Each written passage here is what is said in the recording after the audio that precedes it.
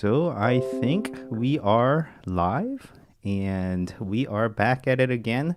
Today is the 23rd episode. Actually, it has been a while and we kind of discussed this pre-show, but this is I guess normal TV series does 23, 24 series or episodes per season. So we're kind of hinting it. I'm not 100% sure yet, but I have presented this idea. So we'll perhaps discuss this further during the session. But we have a guest, and he's more of a veteran here because he's been part of our chat for several episodes, and he's always been on the behind the scenes in terms of chats and continuing the discussion. So welcome.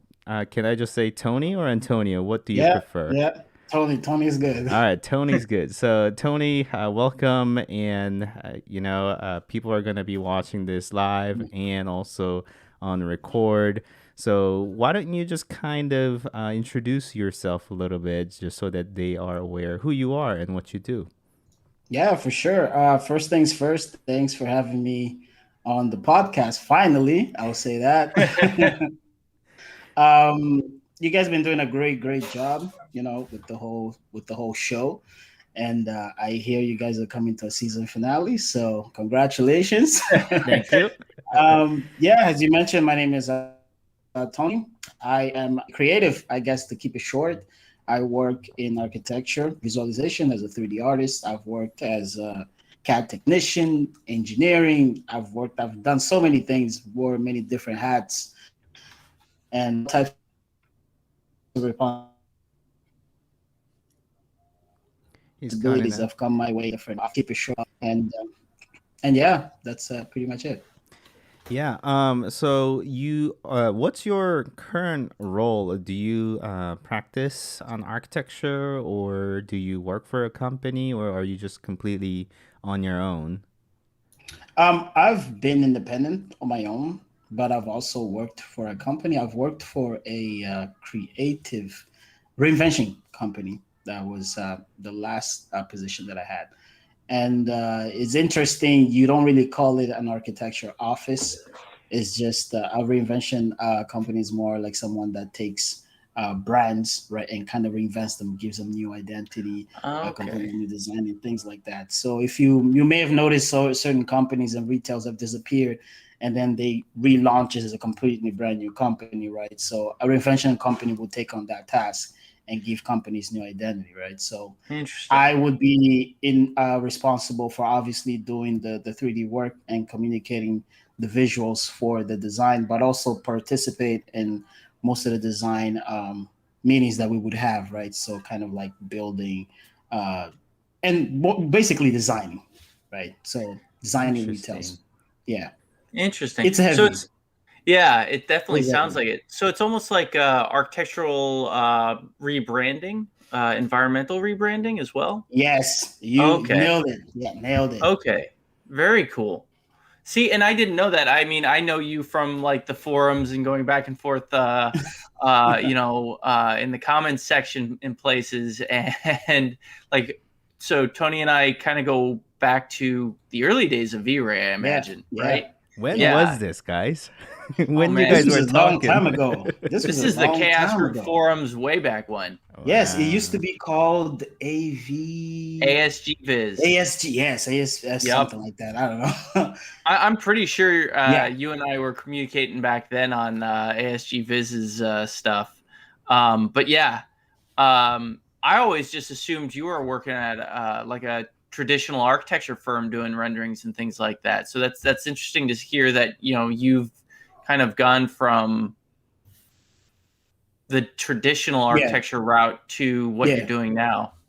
I So think I think it's been an interesting 15 years, I would say, because I think that's probably how long I've been Wow. moving from office to office. But you kind of notice how architecture has shifted, right? Especially how businesses are run nowadays, mhm. right? Where I did not expect to work on a company like the one I just described. Whereas I started off in institutional a company, right? Building Mm-hmm. schools and things like that, right? And it was mostly just a CAD operator. I would just run AutoCAD doing details and floor plans and things like that, right? And you Yep. know how Fun. quickly A you can lot of get. fun. Oh no, The grind. no, that is not fun. I think that made me realize what I really wanted to do is the fact that I was almost on autopilot, just doing plans and details, right? So Mm-hmm. that job was like an eye opener for me, and I started looking into other things. And then I kind of reconnected back to 3D, and then that started to be kind of the new direction I took as far as my career. Man, that's so funny. There are so many parallels there. I think everybody goes through this at some point. You Yep. start off as wanting to be an architect, something happens in between, and then you fall in love with You're like, 3D. oh, I did 30 container stores in a year. I think I'm done with architecture now. It really helps though. It helps just because like your background plays an important role as a 3D artist. You Mm-hmm. obviously can learn how to create, how to use any software, but if you don't know, like I guess you could call it the behind the scenes, right? Like The what is actual how If you practice. don't yeah, know how to read a drawing, like a detail yep. drawing or a building section, and that's one of the things that I run into pretty regularly with 3D artists right now is you'll get guys who are, jumping from animation or traditional VFX background Mhm. to ArcViz. And one of the biggest miscommunications is usually architectural terminology, at least in Yep. my experience. And that I don't know if that's always the case, but I find that the best 3D artists for ArcViz come from architecture and have learned the Mhm. technicalities of it, because it's really difficult to describe how a building section Yeah. is communicated in 3D to somebody who is not versed in that kind of language. Funny thing, I was actually watching some of your videos, Tony, before, and whenever your fantastic looking rendering of restrooms and showing like tips and stuff. The first thing that comes to my eyes is not the looks. Actually, is like, do I have proper ADA turnaround in that restroom, and do I have a clearance that's cleared off of the wall, and is the vanity enough of width? Like, is those are the things that, like, I guess I get so trained, and the Yep. everyday stuff for me. You forget about it. Yeah, It's but second nature. yeah, but for me, it's like so natural. But I guess when you get so versed in, and that Mhm. was something that I was also struggling too. Whenever I was doing trying to get these fantastic looking rendering, and I get so caught up on like, is this actually how it is built? And I'm not sure. So like I get so afraid of even rendering that scene because I could be completely incorrect. You And you know, you have to sorry, I just didn't want to know those cut you. things. You know what caught me off was an experience that I had with somebody that, right, even though the rendering looked good, but then somebody wanted to get some sort of technical drawings out of the SketchUp model. But now we're going from looking at an image to actually measuring stuff. Mm-hmm. And then you start getting accurate and you look, okay, this is off. Why? Right? And then they look at you and you have this expression on your face like, okay, I obviously did not check, right?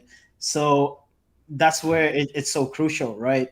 To make sure that all of those things are communicated into the renderings, right? Because you don't want it to just look pretty. You obviously Yep. want it to make sense because other people have better eyes to see beyond the beauty of the renderings, right? They can see, oh, that is six Yeah. inches.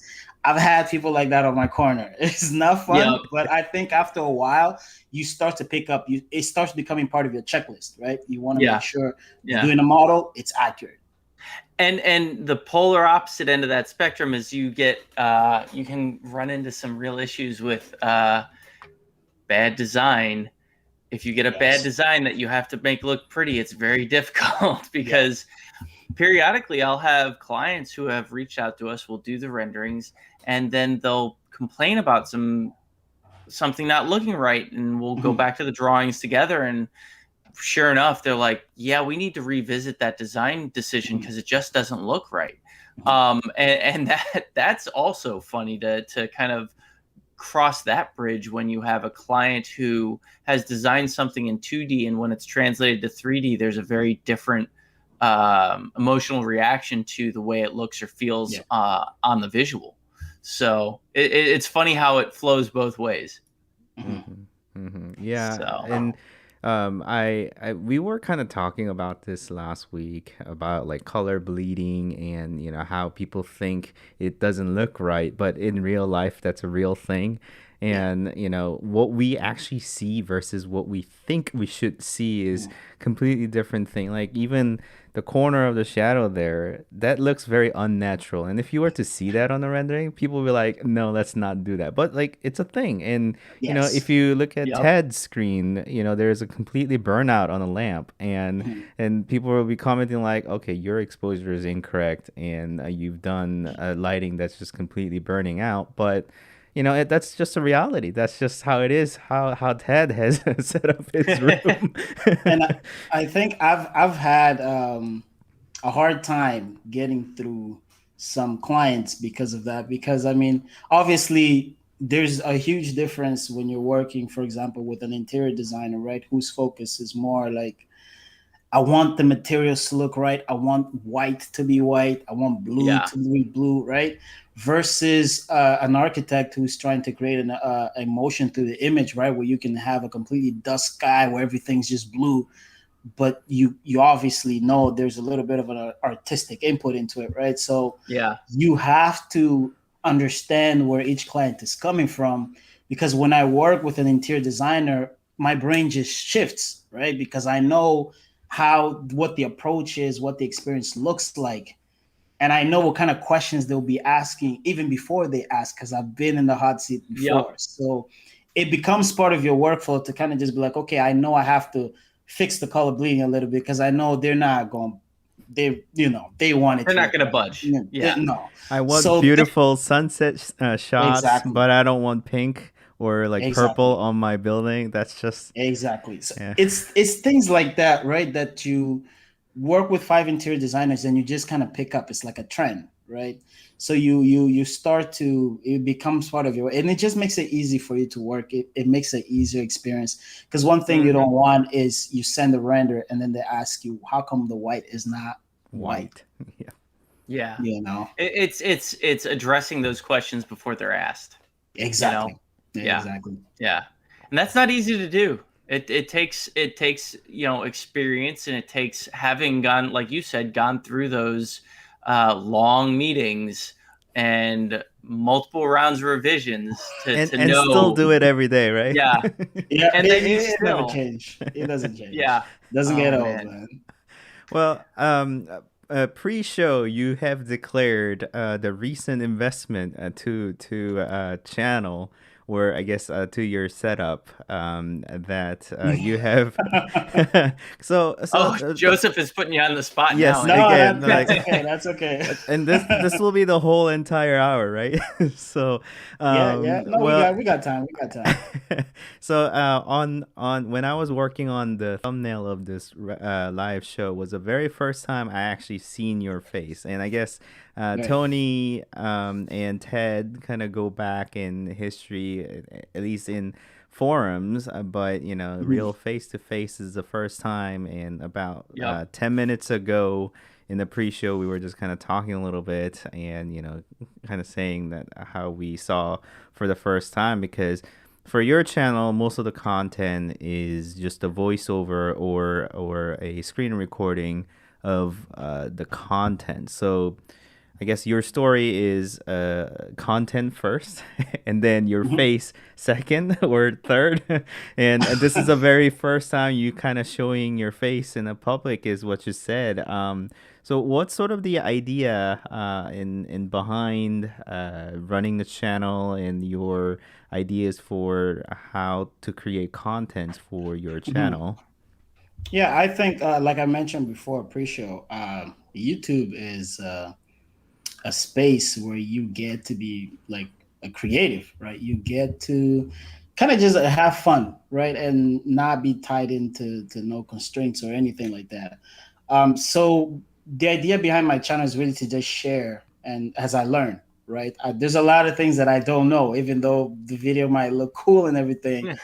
there's a learning process behind it, right? That obviously you want to make sure you present things in a way that is correct, that people will understand. So I'm learning the same time I'm showing people how it's done, right? So eventually I want to get to a point where obviously this type of interaction can happen, right? Because the more videos I release, and it's people showing appreciation for the content that you put out, and that's something I'm honestly not used to, right? The first Mm-hmm. video I put on the channel wasn't even a tutorial. It was just like a little video I tried out with After Effects that I thought it'd be cool to put it on, right? So Same here. yeah. And it kind of just snowballed from there, right? You share one video, you put another one, and you put another one out, and yeah, the response was great. So I figured, why not keep doing it? Obviously, I think I started in 2011, Wow. It's but been I a took while. a really long break. And again, my break is kind of weird because I never really stopped learning. I just didn't put anything out on YouTube, right? So by the time I dropped a video in like maybe 6 years or something, it didn't look like I skipped a beat. So it was always a creative outlet for me, right? To express my ideas, to share my creative learning, and just see where it goes from there. I want to be able to look back and say, wow, remember when I did that video, what I was learning at the time, and 5 years later, and what it can become, right? Obviously, channels like yours and other couple of big channels that I follow really reminded me how much fun you can have just making content, right? So it's always fun to see other people also doing the same thing and kind of growing. So it becomes a little bit of a community. So yeah, that's the direction where I'm trying to take things. Right. And, you're taking this opportunity to show your face and possibly do a bit more. I've heard that you have purchased a webcam for this Yes, opportunity. yes, I did. The You man came have a lot of prepared. reviews. You have a lot of reviews on this sort of thing. I was like, if I try to go through Joseph's video, I probably won't get one. So I, I went over and I just got like a nice 1080p 30 frames per second. I figured it would be good enough, to Oh, kind of It's absolutely. great. make sure I'm up to the standard of the show. I don't want to ruin the last episode of the season. So I want to make sure I keep using it. I do actually have a DSLR. I just don't know how to set it up. I So if see. you ever happen to come up with a workflow for that in a video or something, just let me know because I want to learn how to do that. Oh yeah, it's real easy. Just connect it up, and then internet will guide you how to do it. You make it sound easy. I mean, as you said, I'm always figuring my way out. Yeah. It's all Usually, trial and error. yeah, I mean, even tutorials, really, as I write down like the outline or the contents, I'm usually just figuring these things out. And the way I kind of introduce myself is, I try to share what I learn in the field and what my experiences are. I don't really say that I know everything and I'm teaching you. I'm not Yeah. teaching you. I'm just sharing. And it's just like, okay, I'm learning, and as I learn, I'm just sharing. This is So what I figured out the other day, so I'm yeah. going to tell you about It's it. like 3 minutes ago, I figured this one out, so I'm gonna share it with you. It's Well, so funny. It's so funny the way we are almost very critical of ourselves, right? Before we even put something out. And honestly, thinking about it, working in an office and just the nature of the job, like it's you reflect a lot more on yourself before you put stuff out, right? Oh yeah. And yeah. when you do it most of the times, hopefully, it ends up being really good and being well received. But every time you do it, it always feels like it's the first time. Like I'm not I don't know if sure. anybody gets that. Exactly. That You always feel like you're just not quite there. So Joseph and I are both presenting at Enscape's Envision conference at the end of the Yeah, I month. saw that. I saw Yep, that. Good and luck to you both. that we had to record a pre-recorded video for that. It's not going to be initially live. We're going to be there to answer questions after the fact. But I was so stressed out about doing that video Me because I've too. never recorded anything ahead of time. I don't do YouTube videos, at least not yet. I don't really get into the Tony, we need to details of convince him editing. somehow. We need to Oh, convince give me a him. break. He's foreshadowing right now. Mhm. But He said not yet. that was a nice kind of way to dip my toes in is the best way. There are some pretty limited. I have some pretty limited editing skills, but yeah, it was stressful, man. And I realized that I didn't hit my time mark. So the timing is supposed to be 30 minutes. So I had to go back and re-record a whole section of my video because I didn't have enough time. It got way too short. So I was like, okay, what else am I going to talk about? So I had to expand on a couple of comments and a couple of things that I did. I was only short by a few minutes, so I had to just add. But it's so stressful, man. I don't know how you guys do it. Well, Tony, how many times have you, over the course of your YouTube experience, how many times have you re-recorded yourself? Either Oh, due to jeez. technical issue or just a content issue? How many It is times have you done hell. that? It is hell just to get the audio right. Turns out I No, never plugged in seriously. my audio or just never recorded. I've done Yeah, that. sometimes it's just like I live right by the road, and sometimes when you get it right, the car passes by, and it's almost like you just don't know, right? But again, it's like you said, it's trial and errors, right? And again, because you're probably, for me at least, I get a lot of comments where you should fix the audio, this, and that. So that's something I'm really trying to work on these days. But again, right, it's you getting to a point where you feel like, okay, this is good enough, or at least this part to all the other videos that I've released, right? You don't want to make sure the video is 100% clean, You because can't. otherwise you You will can't. never stop. You can't. Yeah, you Yeah. can't. Yeah. So, what would you say your favorite video to date is on your channel? Like, what is the one that like flowed, or what is the one that really came out the way you expected it to, the way you wanted it to? Like, what's your favorite? The one that I probably had the most fun doing was, I think it was called the V-Ray Fur, where I kind of broke Oh, down how to create grass, I think. I V-Ray had a for lot of SketchUp, fun. how to Yeah, create grass. yes, Yeah. yeah. I had a lot of fun making that video, only because I didn't. Honestly, the video wasn't even supposed to be that long. I don't even know how long it is, but the more I used it, the more things I started to figure out, and I was like, I should probably add this in the video again. Right? I was Mm-hmm. learning it as I was actually doing the video. So that's why you see a whole bunch of like different types of grass that I started creating, because I was honestly just playing around with it, right? So Yep. trying different textures and things like that. And at the same time, I was writing a script.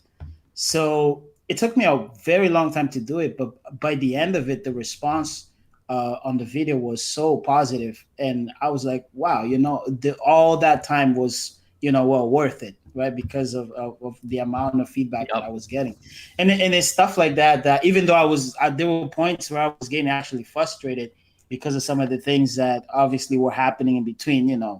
It's not a smooth ride making these Yeah. videos, right? So it makes you appreciate even the fact that you put the effort in to go that extra mile to put something that might even be just 5 seconds, right? You might think, oh, people might not look at that, but it is that one part of the video where somebody will say thank you for putting that in, Yeah, right? it's well worth my minutes Yeah, just because of that Yep. one thing. yeah, yeah. I'm not gonna lie, I So that learned a lot from your grass video. Like, I thought I understood V-Ray fur, and I did, but some of the things that you went through in that video, I was like, oh, I've never thought to actually mess with that. It yeah. was impressive to go see you go through that video. Now that you mention it, I'm like, oh, I this helped me on a couple of projects. So What's funny is I'm gonna say that here. That video was not supposed to be a grass video. It was supposed to be a carpet tutorial.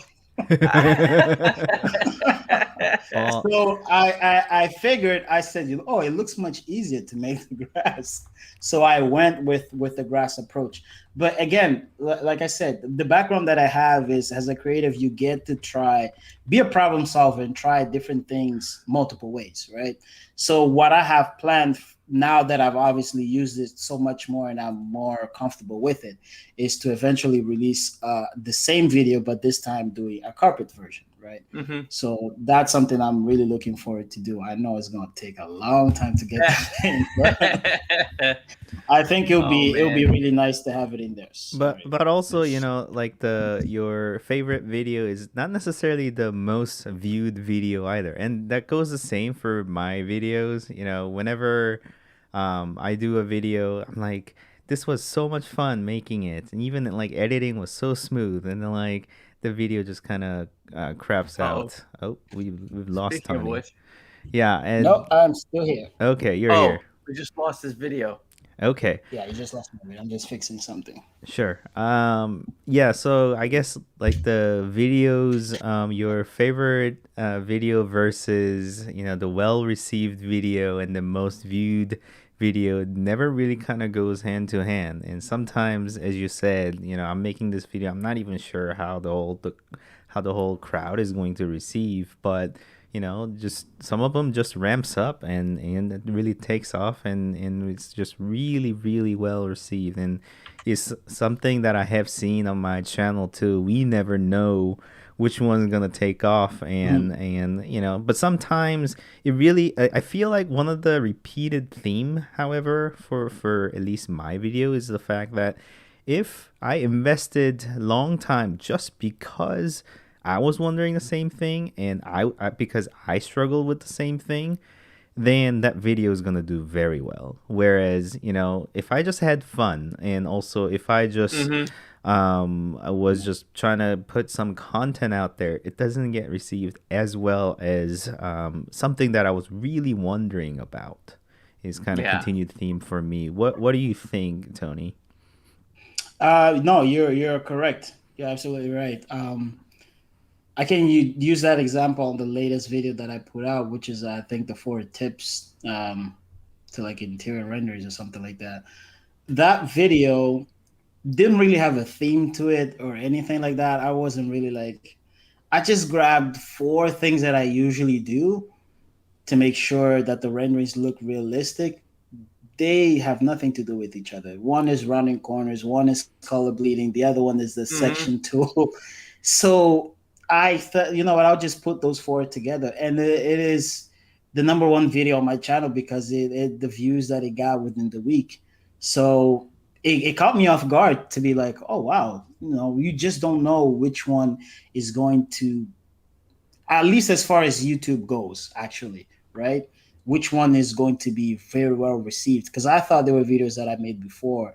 You know, maybe you think because of the effort that you're putting, oh, this is gonna be it, or this is gonna be a really good one, you know. But then it doesn't get that same response. So I sort of just enjoy honestly making it whatever the process is. I don't look at it too much and think about it too much because obviously some videos you're comfortable doing because you know the material. Some of them you have to learn, right? It's the first time you're Mm-hmm. releasing that material, right? So there's a bit of a learning curve there as well. So you kind of just have to let it go. And once you put it out, it's out. Yep, that's absolutely right. What about timing? I keep asking YouTube channel because this is Yeah. all very interesting to me Mm. too. The how is it for you, at least in your experience and your channel, that longer video versus short video, which one does better? Interesting. Have you thought it that way? I don't even think I have a short video. What's a short video? Like 6 minutes? I mean, a 6 minute is considered a short video for me because I have like ones that are like 30 minute, 40 minute, an hour long videos. So, Yeah. I, yeah, I mean, it looks I like don't yours, Tony, are between like 5 to 10 ish 10 minute, minutes. yeah. Yeah. yeah, I don't think I've ever done a video that's more than 12 minutes, if I'm correct. Yeah. I don't think I Well, have. I don't you've think I got one have. on here that is 14 minutes. 14 minutes. Which one is 14 that? minutes.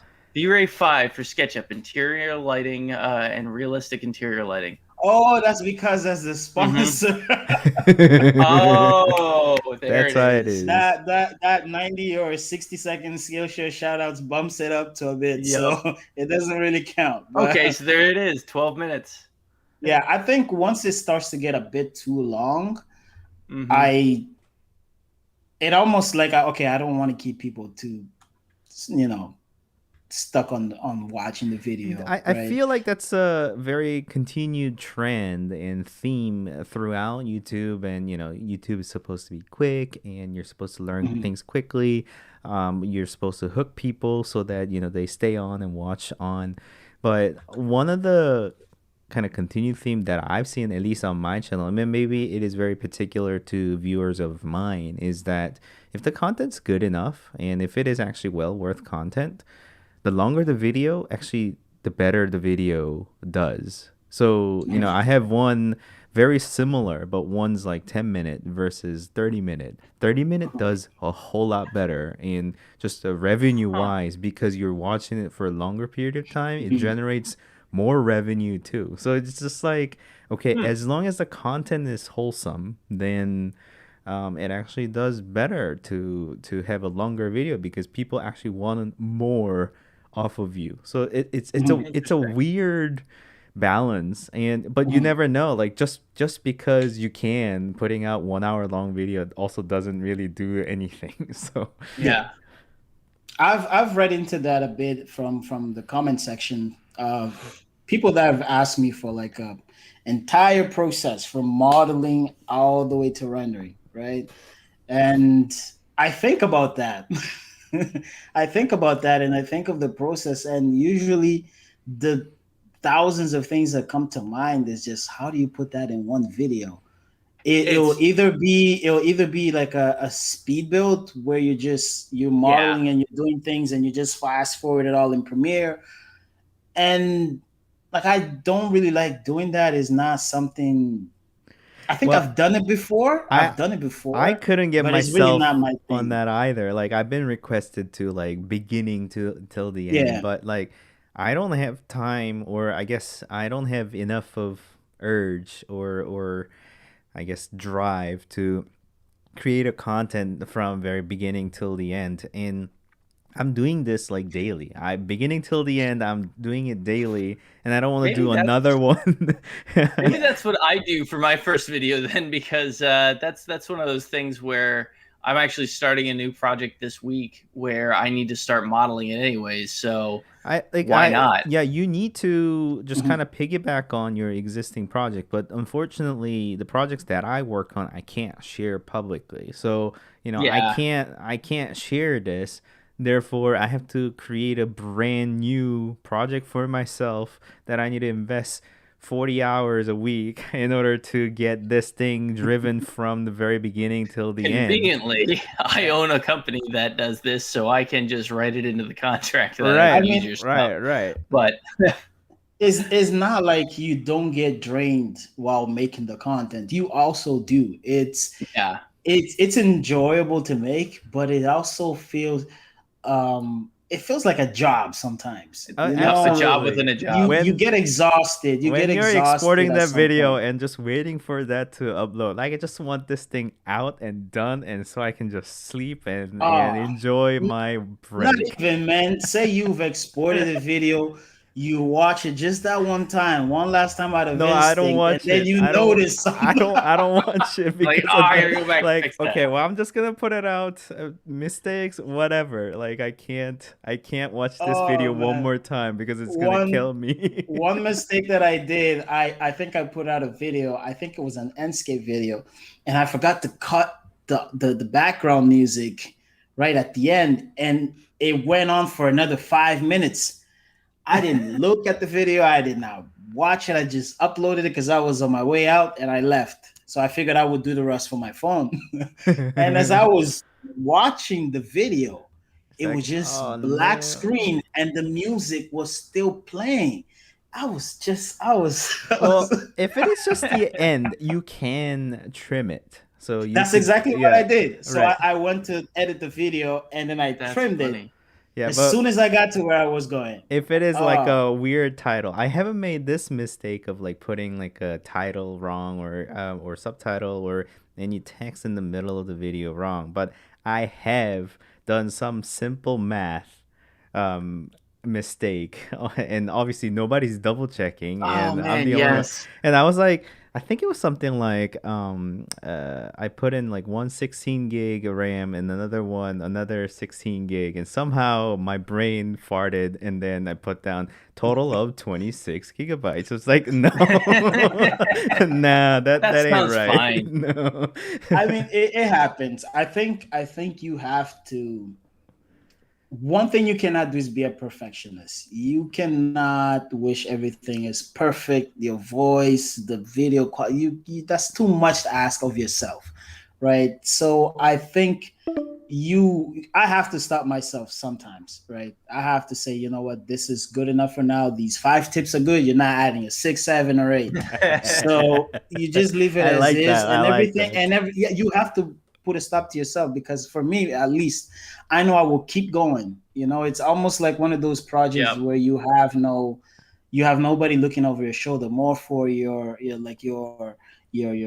trial and errors. So you're just trying to learn something, right? You will always try to improve it, improve it, improve it. At one point, you just have to, you know what, I'm gonna put my foot down right here Yeah. and kind of just put it out. Call it done. That's one of the nice things about having deadlines. If you can give yourself a deadline and say, okay, I need it done by this day, whether or not I love it or hate it, it's got to be done and it's got to be submitted. And that's one of the big things for me is, yeah, If you make a guys don't deadline. mind just carrying on for like maybe 30 seconds, I gotta switch something right now. Otherwise, you'll lose me.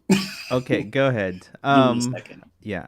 Um, I mean, for myself, that I'm creating these contents, and I guess YouTube is somewhat forgiving in that respects. Mm-hmm. So even if I make mistake, over here, I never intended this blue thing to show up on the frame. It's just a candle, but yeah, I just noticed the mistakes, but it's just like, I'll just roll with it. Whereas like in a Yeah. professional production firm, like you wouldn't allow something that is somewhat distracting or not something that is not intended to be there. So Well, you try not to, but inevitably there's going to be something, even in the most professional.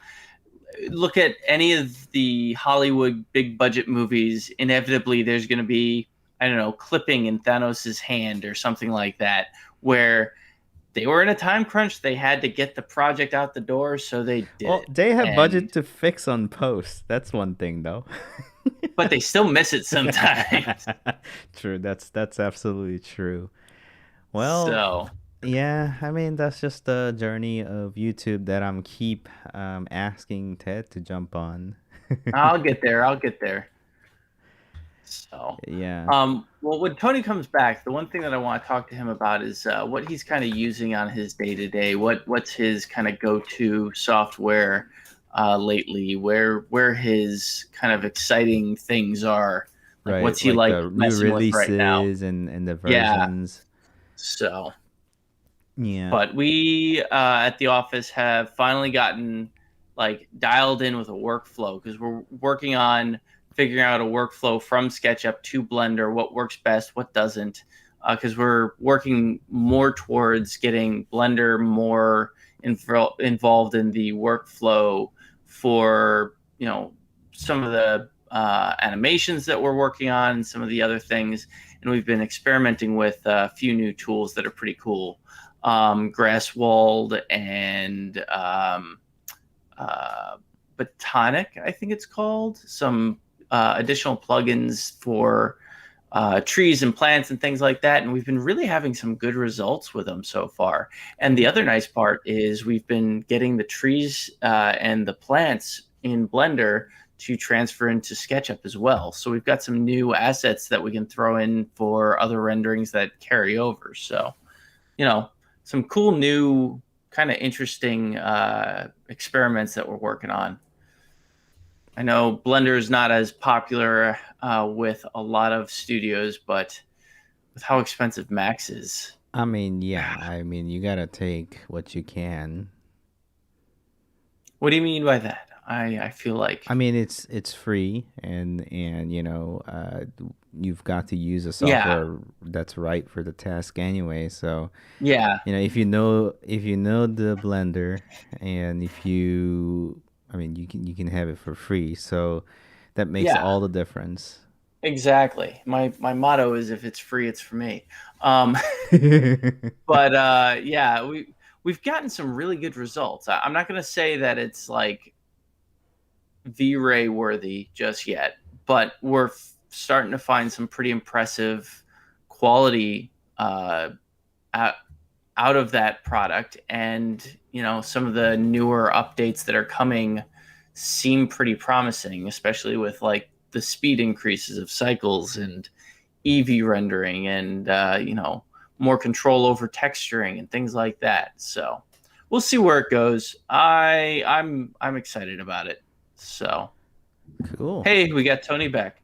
All right. So not to be a stick in the mud, but do you want to jump over to the other call link, Joseph? Now that we've Yes. got Tony back, because I'm afraid we're at like 5 minutes or something like that.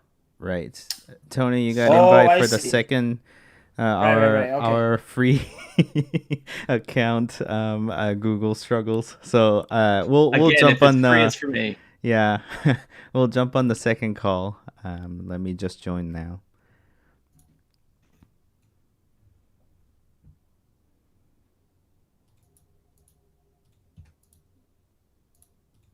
So do we just leave this one?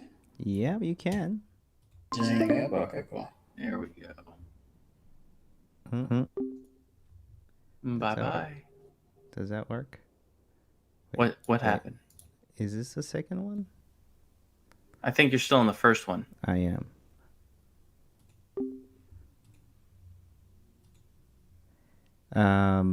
Yeah, I'm still trying to join the second one. Bear with me, guys. We're all right. I was just by myself for a few seconds there, as I ended the call on the previous one. Well, we did it. We hopped Great. over. This is the ordeal that we have to go through. Perhaps we can iron this out on the second season. Yeah.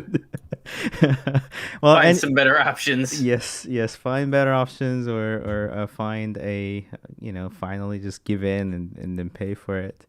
I So Ted wanted to ask a few things to you, Tony, in Mhm. regards to software choices, or some of the things that you may be excited about of latest releases. Is Yeah, it what are you using in your day to day? What have you been experimenting with? Kind of where's your head at with regards to products and what you're using on a regular what are basis you these learning days? these days? What Yeah. am I learning these days? That's a huge question. I'm always trying stuff. I'm always trying. At one point, I think I was using Fusion.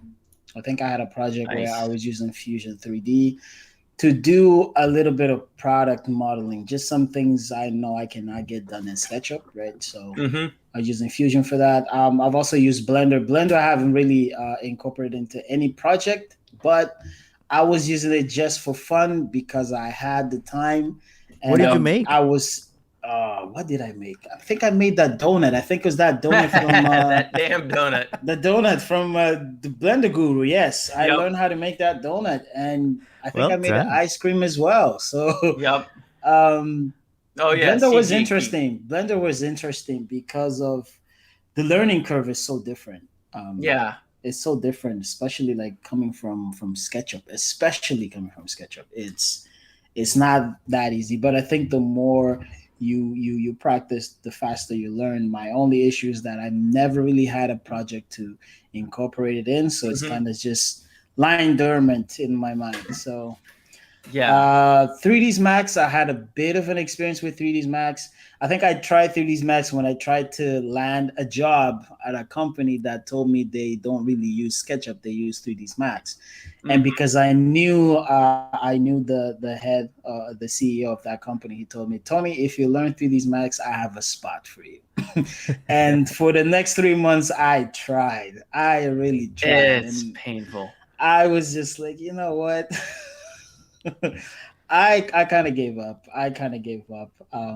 I go back to every now and then, but SketchUp has been my forte for the Yeah. longest time. And even though it's dumbed down sometimes, I always tell people, it's not really the software, it's what you can create with the software. And I've made Yeah. images and renderings. People don't believe it comes from SketchUp. And then I'm just like, yeah, gotcha. Because it's like you yeah, Love it. you almost judge it at first, right? So I always tell people, look, don't worry so much if somebody thinks SketchUp is not all that. It actually is. It actually is. And a lot of companies use it, and a lot of people are happy to have it in their office. So Yeah. It's funny because in the world of construction, not architecture, but in the world of yeah. construction, these builders are always picky about their brands, what impact driver that they are using. So, Yeah. some of the brands are deemed as like, oh, these are just like one of those interns or learners type of Mhm. brand, or like a homeowner Got the brand. It's Makita not. Yeah. guys, you've got the It ain't DeWalt the pro guys. grade, right? Yeah. So Yeah. people kind of like look down on these, but when the house is built, like when you go in the house, I know. nobody asks question, what brand of impact driver did you use to build this house? Like Yes. nobody uses that Yep. sort of thing. It's just a tool, and in the end, it's just a result that you Mhm. actually care for. I think Yeah. I don't know, Ted. You run a company, right? I mean, I Right. don't know how you see that from a CEO perspective, but I usually look at it as like you get the job done, Yeah, right? Like exactly. you get the job done, like period. Like we've done things with SketchUp. Obviously, I can't share, right? Because again, it's Yeah. company policy, right? But again, we've created some amazing things with SketchUp and Enscape alone. And Yeah. a couple of years back, when I kind of presented Enscape to the office, they're like, no, this looks like a video game. We're not going to use that. Right. And a couple of years later, Yep. Enscape just upped their game. Right. And I came back with that same program. I'm like, remember that program I showed you guys 6 months ago or a year ago? Yeah, this is it. And I presented it in a different way. I actually created something with Enscape. I didn't tell them. It was Hmm. actually the trial. And they're like, how did you do that? And I'm like, well, let's get a license for it and we can add it to our workflow. And it happened within days, right? Yep. So That's the exact same thing. Yep. like I don't I almost get it. And I mean, you could probably call it company politics because you want to keep a certain image, a certain standard, but then you're putting limitations almost on the type of workers that you have, because some Yeah. people can do a really really really like good artists with SketchUp alone. Like, and Yep. I've seen some guys on Instagram. I wish I could remember his name. That dude builds spaceships with SketchUp, and I just Oh, look at it and I'm like, how do you do that? Dinosaurs versus Aliens or whatever his name is on Instagram. I Okay. don't He's know if just that's him, but I saw one of his is work and I was just so impressed. And I'm like, you obviously, like, if you let somebody's criticism get to you, you obviously would just go home and be like, oh, SketchUp is not that good. But like, you cannot let like a CEO tells you something and then you let it get to you, right? yeah. You So have to own up to your skills at some point. I really think you've hit the nail on the head there. I had early on a firm who pretty much said, "Tell me the tools that you need to do your job as fast and efficient as you can do it." And I said, "Okay, I need Yep. Photoshop, I need SketchUp, I need 3ds Max and Metal Ray because that's what we were Oh, using at the time." yeah. This goes back a little bit. And they gave me those tools, and I started just banging out renderings one after the Hmm. other, one after the other, because I knew the tools Hmm. well, and I wasn't hamstrung by the requirements put in place by a firm. Now, that was a smaller studio. When you get to a bigger studio, there are more, and it's not even politics related, but it is a much bigger mechanical system. Yeah. There are a lot bigger cogs to move. And when you start saying, I need specific licenses for the thing that I do, well, then it opens the door to everybody else in the firm being, Hmm. well, I need this or I need that. So, what ends up happening is the firms, what I've seen, what they'll do is they will put everybody into the standard group, and then they'll put a smaller studio within a studio together of, okay, you're the 3D team, Hmm. you get these tools, and we're only buying limited licenses of these three things. But yeah, the rapid adoption of Enscape. I saw the exact same thing that you were explaining, where I said, "Hey, we need to look at this," and the owner was like, "No, that looks silly." And then I did a project in it and handed it over to him, and I showed up and showed the client before I told the boss that I had done it in this. The client lost their mind because we're walking through making edits and changes in live interactive model. Like, the next day we bought 3 licenses. So, I mean, it's so interesting too, because like you mentioned softwares, you mentioned the skills of somebody. I think as a 3D artist, your job is to own whatever software, whatever you put on your resume. Make sure you know how to do it. And I've done it before where I said I said yes to a couple of things, but I had no idea how to use it. Right. Yeah. But I'm a guy that likes to figure things out. Right. I will lose some sleep to figure things out for the next day. So, and I do most of the times when it's sometimes it's the hot seat that puts you in like it forces you to learn. But again, you don't want to dismiss someone, right? Because you think a software that they use is not good, right? Yeah. Because it's in those situations where you kind of prove yourself, right? I've had situations where I actually message you, right? And I'm like, Ted, how do I do this? Because I was stuck myself. I said, yes, we can produce 15 renderings because I figured it was easy to set up what do you call it, a swarm or render farm, whatever we called it back in those days, right? And then I went home trying to figure it all out because I've said yes, and I don't want to go back there. And but maybe that's just how I did things back in the days. But now I'm a little bit more organized, obviously, with how I present my skills, right? I think I'm at a point where I'm comfortable saying yes to a couple of things and then actually figuring it out and just learning, knowing what to do. But again, right? Someone tells you don't come in here with that SketchUp stuff. Like, don't even worry about it, because honestly, you can do much better with SketchUp, a software that you've used for years that you're very comfortable with, rather than trying to impress somebody with 3ds Max. If it's not your forte, then just don't kill yourself over it. Yeah. So Joseph brought this up. This guy does most, if not all, of his work in SketchUp. Yep. Jeez. Yeah. Amazing. Just amazing levels of content. I met him at 3D Basecamp. Nice dude. Yeah, he's awesome. Yeah. This is the third or probably the fifth time you guys mentioned 3D Basecamp. I know I've seen a couple of it. When is it? So it's every other year. Next September? Aaron always says it's biannual. So it's 2014, 2016, 2018. Supposedly 2020 never happened. 22 then. So next year. Yeah, it's happening 22. In Vancouver, I believe.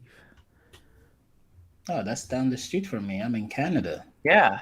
I'm in Toronto. Are you? Oh, okay. Yeah. I never knew that, actually. Down the street, just one plane. Yeah, I was gonna hop over to Seattle, and do that, but it was canceled last year. But they have done like a online series. I think they called it like the Fireside Chat, and they've done it twice, I think, so far. Since all the conferences have canceled. Yeah. Unfortunately. Yeah, it's been difficult. But yeah, it looks like it's on for September 26th through the 30th, 2022. So does it say where? I think I'm planning on that. Vancouver. Okay. So. Interesting. I have a question for you guys. How has the whole COVID situation affected your ability to be creative? How have you stayed creative through COVID? Like in terms of just trying out things, how most of us are now inside the house. My one thing, if you've noticed, I've banged out more YouTube videos than I could count. Yeah. So that has been my thing. I just been trying out things, but usually I also like being outside the office. I'm a photographer. I do photography on the side. Hmm. I shoot videos. I do a lot of things. And when I come back home, then there's YouTube eventually. So how do you guys like stay sharp? I Go ahead, mean, Tab. to be Tab. completely honest, nothing has changed for me.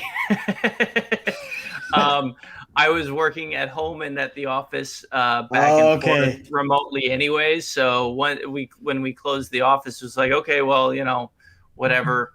Everybody's remote to begin with. We've got guys in the UK, we've got guys in Florida, we've got guys all over, and we all remote into the office. So it Nice. was no big difference. I think the biggest thing for me was probably I got more like home projects done than anything else. My wife had her, honey-do list, and I got a lot of those checked off. So, but Hang yeah, the it towel was. hanger. Oh Finally put the man, frame up.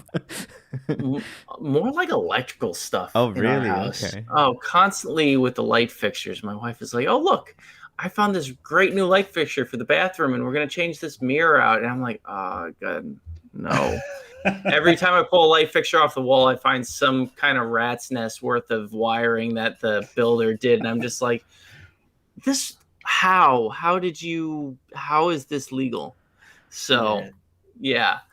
But Joseph, what about you? What have you Well, been I do want creative? to kind of piggyback on the wife's requests stuff. I just got off the call from like let's say my client's landlord, and the landlord saying, "Oh, you can't just there's gonna be a wall here," and my client's asking if we can remove a wall and move it elsewhere, and my wife's like, what if we have like a little opening here and move the wall? It's just like the homes don't really move walls. Let's not talk about that. It's just a I guess it's a Suddenly, I struggle. stopped being an architect. Yeah, it's like not my home. These walls don't move. But in regards to the sort of pandemic and all, my office, so my day job of as an architectural designer, my office was all remotely working, but they have returned as an alternative schedule, meaning the whole office is like kind of in a group A and B, and they had been alternating for about, I'd say, good half of a year, and then they all returned to work in office since this July. So I have been going into the office and have been using every excuse possible to stay home and working. So the day before yesterday, I had kids' school as like a teacher's planning day. Therefore, they don't have school. So I just kind of stayed home and helped out. So, but I guess it's kind of like I'm home whenever kids are home, Yeah. so I never really get quietness. And when kids are out, it's quiet. Then I'm in the office, so I guess I've been back and forth. In terms of like actual workload, nothing really changed. Um, I did change my work, my day job, um, partly due to pandemic. So Mhm. I used to be part of a entertainment business on a client side, and then due to pandemic, all the stores kind of shut down. Yeah. Therefore, architectural design was not really necessary at that point. So I was on discussion to move on regardless. Therefore, I just kind of fast forwarded the process and moved on to the architect side.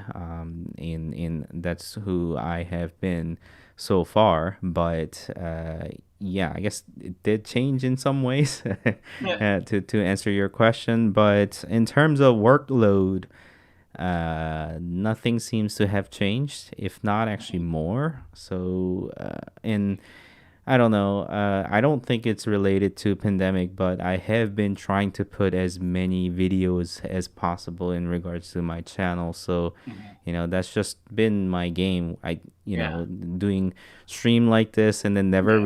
really kind of reducing amount of workflow is reducing Yeah. When amount of work is something that I always face. So. when did you start the stream? When was your episode one of Let's Talk Tuesday? I mean, it was 23 weeks ago. I can't remember when Yeah, exactly.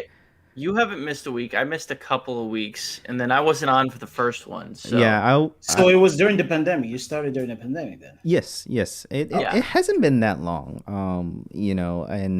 And I thought, the stream would be a bit a different outlet cuz in regards to my channel, I guess I never really talk about this openly or don't feel the necessity in doing so, but my channel kind of started off. It's like, okay, it's gonna be a creative outlet because I like making videos and I like sharing. But is it going to be architectural? Is it going to be my personal life channel where I just cook food and eat food and, Are you and a chef? or vlog or whatever, like things that I enjoy. I like creating content, but it's got to be interesting. And I'm Yeah. trying to think of it to like spin it in a way that it is interesting for others. And Mhm. I know a thing or two about architecture and architectural visualization and some of the technology related things. And I was like, well, why don't I just kind of share about that and also figure my way out as we go. We talked about just Mhm. learning it 3 minutes ago as I speak about. So I thought, okay, I'll have a backbone of architecture or AEC at the least, and then Mhm. just kind of revolve around that. Maybe Yeah. vlog of me attending conferences and figuring out. So it's kind of fun to watch, Mhm. but at the same time, I do hardware review that are related for architecture, like a laptop review, so people can figure out because there's not really any laptop review that are tailored towards the architectural world or rendering world. yeah, So, Mhm. those are the things that I try to fill in a way that it is useful for others. But also same time, like I never, because like your channel is TN3D Studio. So, I would expect it to be somewhat studio or at least somewhat architectural rendering related like. Right. Or some people yeah. have channel that pretty much states what it is about. But Mhm. my channel is just my name, so I can do whatever I want to do. and, No, and I, and I people I can't really think complain about it. no. The thing is, like you mentioned, it's your name, so you're open to do whatever you like, right? And hmm again, like you mentioned, you have one of the most flexible channels I've seen to cover tech and software and tutorials. There are questions that I get that are honestly from now on, I'll probably just link your playlist and be like, go look at the reviews here because this guy's been covering, all sorts of MSI laptops that you could probably be using, right? And meanwhile, I'll probably have to go read a couple of articles on GPUs and CPUs just to kind of Yeah, grasp what I'm talking about, catch right? up. So it's great in a way because you're not tied to for example TN3D Studios. If I put myself cooking over here, it's a problem.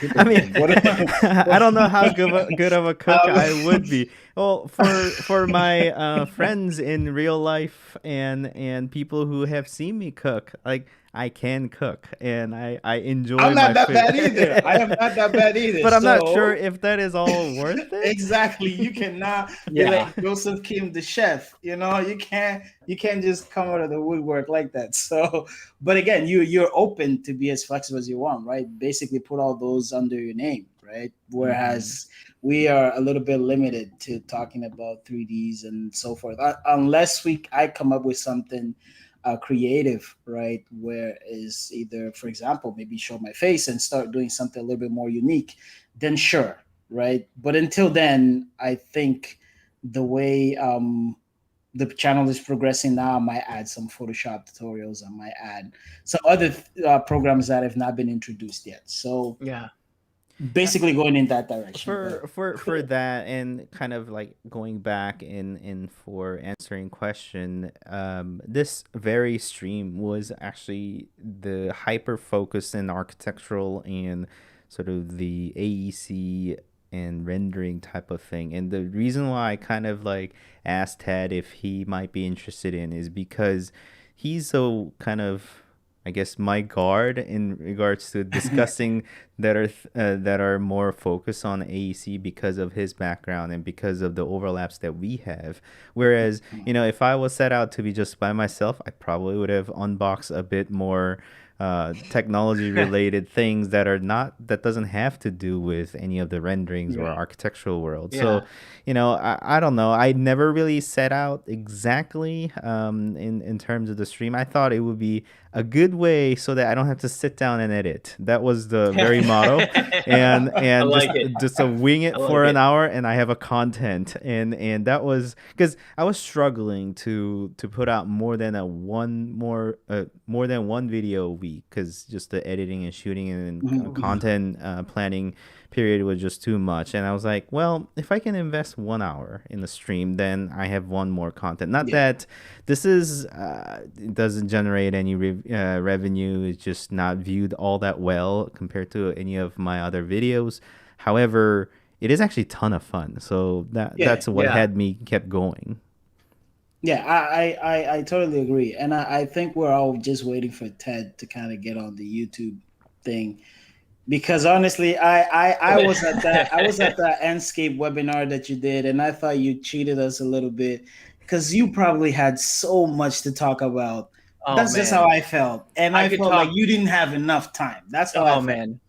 I didn't May- have enough time, and I chose way too big a model to work from. Yes, Oh yes. man. Well, this is gonna be your first video. Here, Ted, take it. Yeah. So, Yep. just title it "My Enscape Webinar" in a full version, and then just like It you can was. sit down for hours. You can go Well, this is the 3 hour thing. long video. Give us the Snyder cut of that tutorial. The Snyder cut. The metallic cut. That's not a terrible idea, because one of the biggest problems that I ran into during that presentation is between, I guess, 2.8 and 3.0 or 3.1. They changed the way Yes. Enscape assets update in the product, because it used to be you didn't have to reload the entire scene to get it to reload. You could just update the file, and it just was not working at all during the presentation. I hadn't realized that because I did it a couple of times prior in a smaller scene. It was no problem. In the bigger scene, it had all kinds of trouble. But I wanted to show it in a good scene, and I had the scene up and rendered already so that it wouldn't be a problem. But of course, immediately after I started the stream, I switched over to that, and there's a bug in SketchUp where there's a pop-up window that says a newer version of SketchUp is here, and it will pop up behind the SketchUp window so you can't click on it. And that happened during the presentation, because of course it did, and I couldn't turn it off. So I couldn't access SketchUp anymore. Anytime you touched it, would just chime. I'm just like, I quit. This is just not happening for me. So I've got a variation of that for the Enscape webinar, and it really is product agnostic. You could do it for anything that supports proxies, but essentially it was, how do you manage really big models so that you don't run the risk of crashing during work and breaking things up into components and then editing those components and reloading them as XREFs for the main rendered scene at a later date. I went through that, and that one worked really well because I could record it, and when it crashed, I could just restart and do it again until it doesn't crash. So yeah, webinars. I remember doing them for Chaos Group, and it was just not my favorite. Not my favorite at all. I was watching that webinar, And It's like, of course it doesn't work on live. Oh gosh. I Oh, it was so was painful. watching it, and I probably shouldn't ask a question. I I'm gonna just let the hour go. well, I put down on the chat because Gemma was on, and I was like, Gemma, please tell Ted that he's doing very well. Just like I honestly Well, wanted to say that too. I feel I'd like like- you needed the encouragement at that point. I would But also like you handled it pretty well, to be honest. I would also like to I point would have out cried at some point. I do have a YouTube video, my first YouTube video up, and it has 140,000 views, but it's on Chaos Group's channel. Right. That doesn't work. It doesn't count. I know, but it's Ted Vitale of Chaos Group.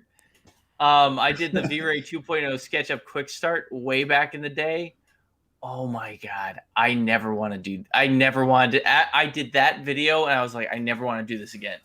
It was so painful to edit and everything else, and audio didn't work ever. And because I was still using a beta version of V-Ray 3 or V-Ray 2, It's like, don't show this, it was or this doesn't work. Yeah, exactly. Oh, it was so painful. Well, I can only imagine it from your end. I think for me, I don't know about you, Joseph, but making videos, you get to a point where you just emotionally drain. You need to step away from the computer. Sometimes I don't turn the computer on. I spend the day outside. I go for a run. I go exercise.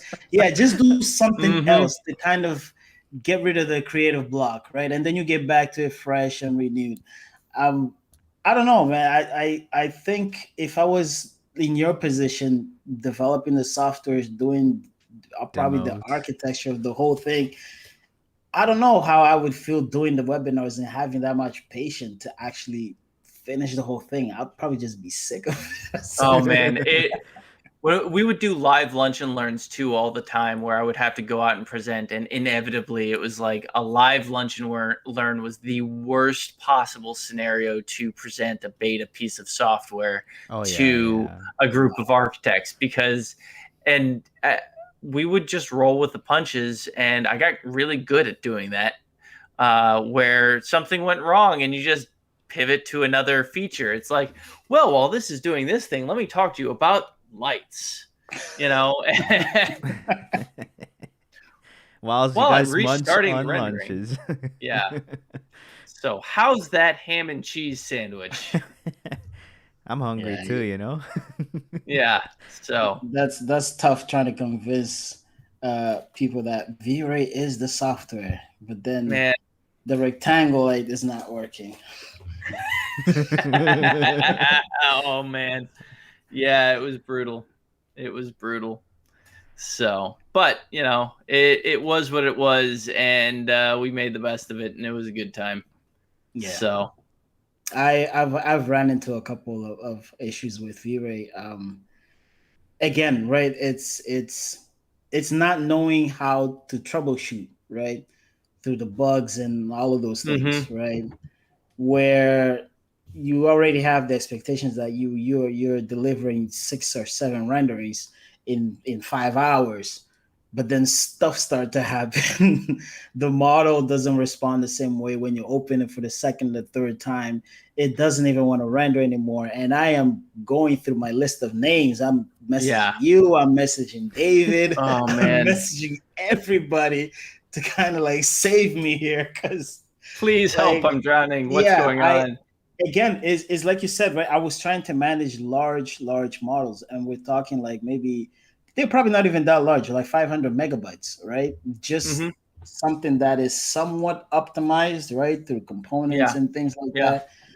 But again, looking back now, I understand it was the computer actually that was not right. The specs it just wasn't up to the task. Yes, it wasn't up to date. So I eventually I went to my boss and I was like, hey, this computer is really messing us up over here, Eventually they got me a computer with 2 1080 Ti's, which was just a monster with V-Ray 2, and then the couple of upgrades that came later, right? But again, I didn't know what to do, right? I didn't know what to do. I figured you always have an answer for me at some point.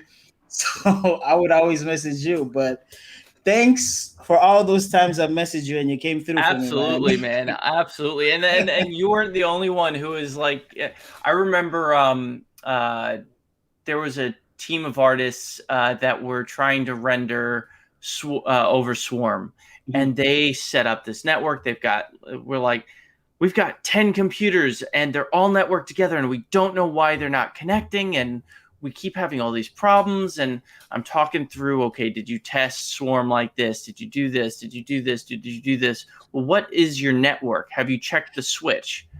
What switch? Like, what do you mean what switch? What kind of network switch are you using? Like, is it Netgear? Is it TP-Link? What brand switch? And then is it a gigabit switch, or we're using Wi-Fi? I'm like, oh, well, there's your problem.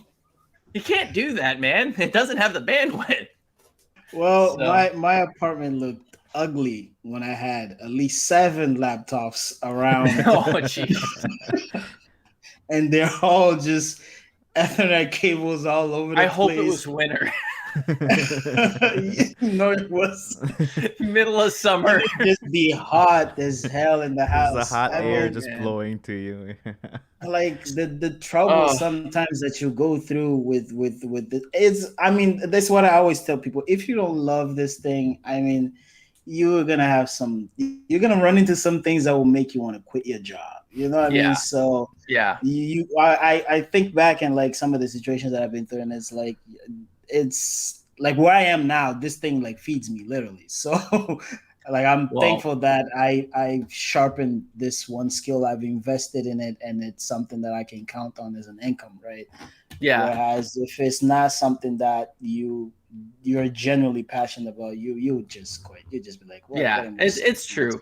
And then the other side of that is like when you start going out on your own, and you have to be the IT guy, you have to be bookkeeping, you have to be you start wearing all these different hats. You know, it's funny learning all these things that you never knew you needed to learn. But yeah, the IT at some guy point I'll call for help at that point. I cannot do all those things. Well, I can't guarantee I'll be the best person to call, but I'll help if you need it. I'm not the person you should call, but at that point, you're starting to put a team together. Obviously, you want to get an accountant, you want to get somebody to help you model and do all of these things. So, and is knowing to ask for help, right? And knowing when to ask for help. If your vision is to run a business, right? Like I've been independent for so long. And I've only started to get somebody to actually start SketchUp models for me like 6 months ago. Right. Oh yeah. So can I have that person's name? you know how I started? I went on Fiverr, okay, and I was willing. No kidding. I was willing to just genuinely sit with somebody and be like, look, I don't care if I double your payment. Let's have a relationship here where you can create a good, perfect SketchUp model, at least that I can pick up from. Did you have any luck? No luck. Nope. No luck. It's always, it's like we mentioned before, right? They don't have the backgrounds of architecture or structural. So they give you the same model with the same windows, with the same doors, with no handles, and it's not even a component, right? Yep. I hope that person is not watching, because I told them that in the comments. And I was not trying to be rude. I think, like I received that same type of criticism, right? And I improved from it, right? So I assume that it works. If someone tells you that, hey, you know, maybe this is the way you should approach it, right? Mm-hmm. That they'll be like, okay, you know what I mean? And I was sincere with the person, and we stuck through it, right? And now we are where we're at, right? Not perfect, but we moved from a good 40% to a good 70%, which is better than before. So that to me is a win. Well, it's funny because I had a guy reach out to me over Instagram initially. This guy, Luke, out of the UK, who was like, he was learning V-Ray, and he was asking kind of a lot of the same questions entry-level users to V-Ray ask. Mm-hmm. And he found me through a mutual friend of ours. And he was like, well, how do I do this? I was like, listen, man, I'll sit down with you for like a half hour during lunch and kind of talk you through this stuff. Because he was asking the right kind of questions. Like he wasn't asking like, where's the render button? He was asking like really educated questions as to why am I not getting the right kind of lighting that I'm looking for with this specific scene? So I sat down, talked to him, kind of walked him through some things. And since then, he's worked on probably half a dozen projects for me because he's fast, he's efficient, he's willing to learn. He And knows he picks it SketchUp up well and then enough, and learns. he's picking it up. Yeah. And, it's been a real like godsend to find an artist and a modeler like that. And now I've got him just kind of doing projects on his own when he's got the time. It's like, hey man, I got a 5 render package. We're going to do it in Enscape.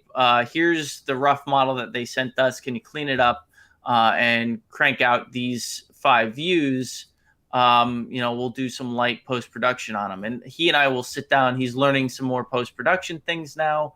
So it's like, I'm kind of coaching him, grooming him to do whether he stays on with us or not is immaterial. Like I want him to succeed because odds are if he succeeds, he'll help us succeed. And, just like when you reach out to me, Tony, with questions, I want to help. I'm a natural like teacher. I try my best to help as many people as I can. And it's difficult sometimes, but other times it works out really well. Yeah. That's the best way. Yeah, man, join us. I think that's the case with me, because I get private messages, or sorry, emails even, where somebody is asking me for Same here. very specific workflow. And I really try, but it's just like outside of YouTube, I also have a life, Yeah. And it's hard to be on your phone and answering every quick, because I mean, it's not like it's a quick answer.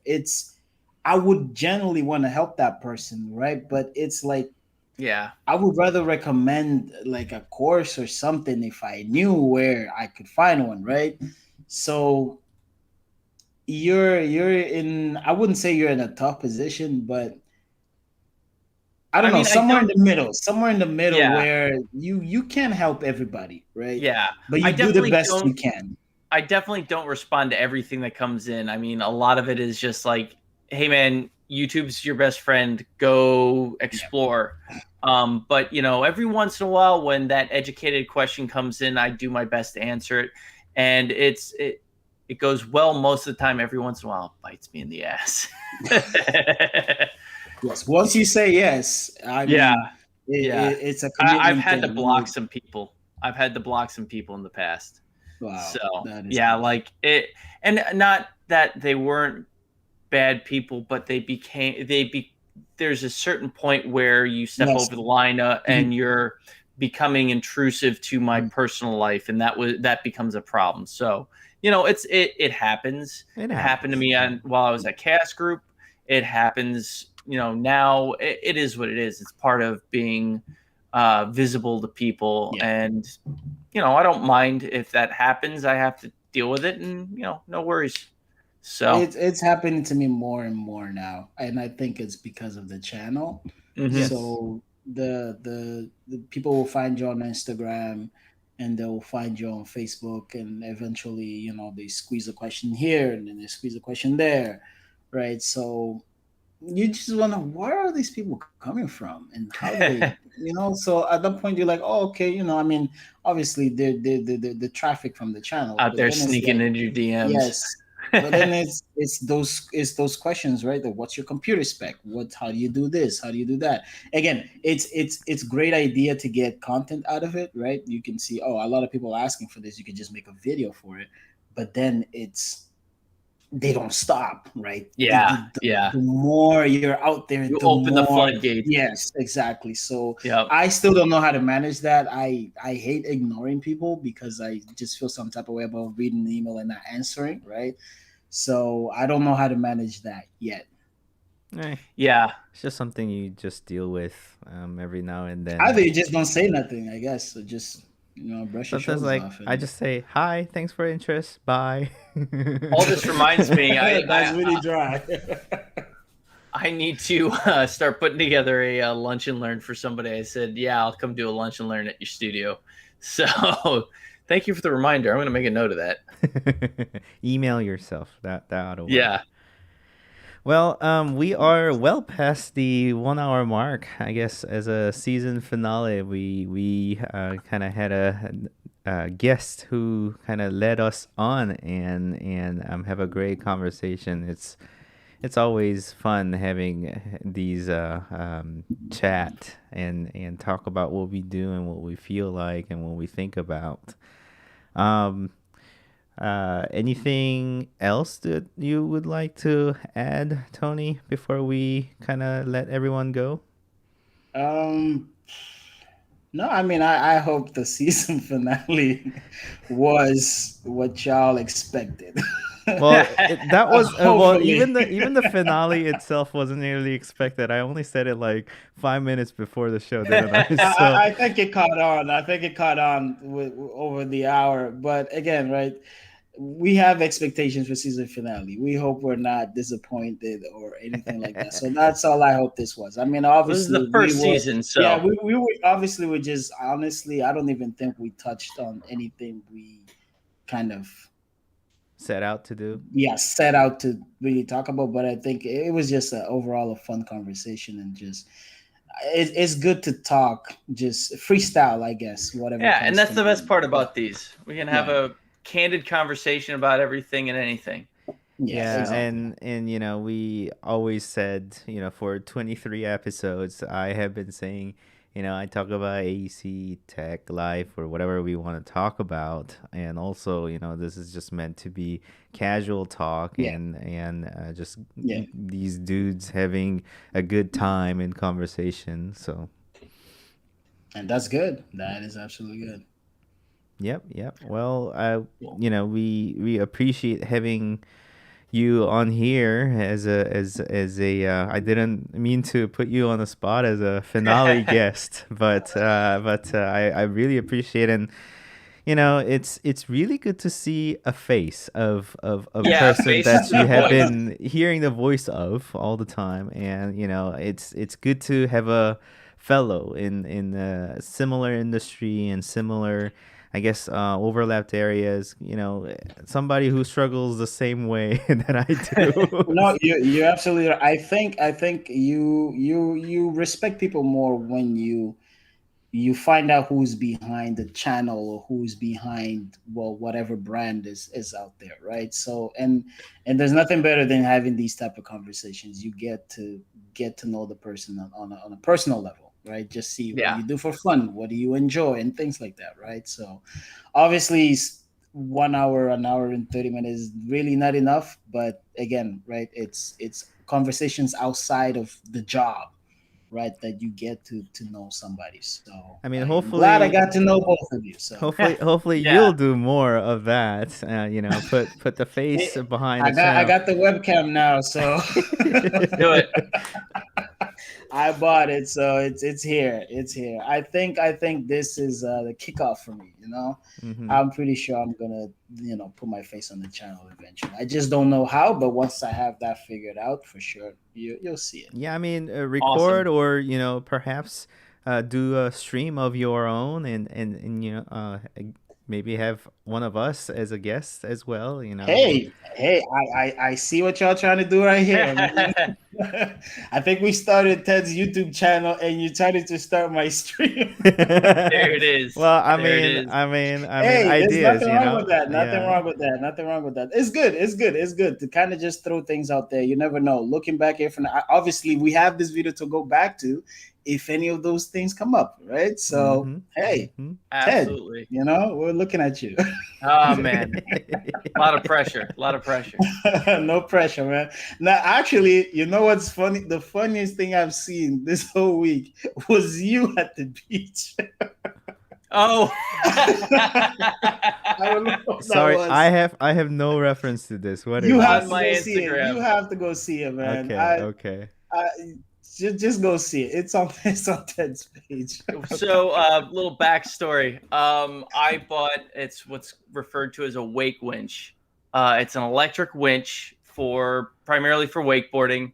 And we've been using it down at the beach a lot on the weekends, and I'm getting the hang of it. Yeah, right. I don't think so, man. I'll post better videos eventually. Man. If you put that video there, I promise you, it has the potential to go viral. Okay? It's one of those videos. The way you flew off the board.